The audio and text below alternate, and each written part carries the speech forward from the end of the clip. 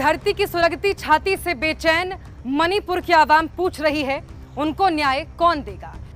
साहिर लुधियानवी के शब्दों में अगर पूछें तो ये जलते हुए घर किसके हैं, ये कटते हुए तन किसके हैं, तकसीम के अंधे तूफान में लुटते हुए गुलशन किसके हैं, बदबख्त फिजाएं किसकी हैं, बर्बाद नशेमन किसके हैं। कुछ हम भी सुने, हमको भी सुना, ये रहबरे मुल्क ओ कौम बता, ये किसका लहू है, कौन मरा। मणिपुर को न्याय कौन दिलाएगा।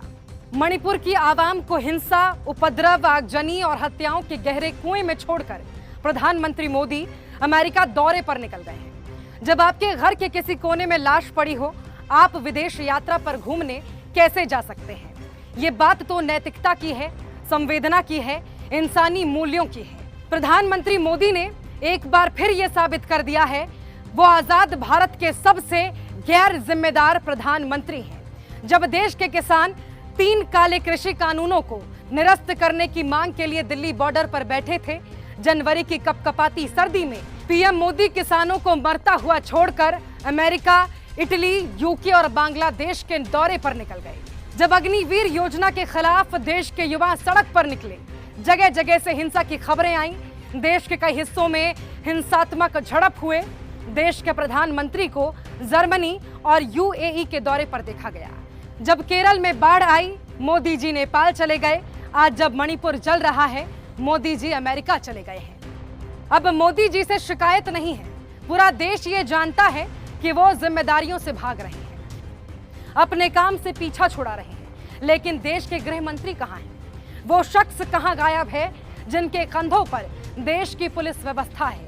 वो व्यक्ति कहाँ है जिसे इस देश की कार्यपालिका सौंप दी गई है?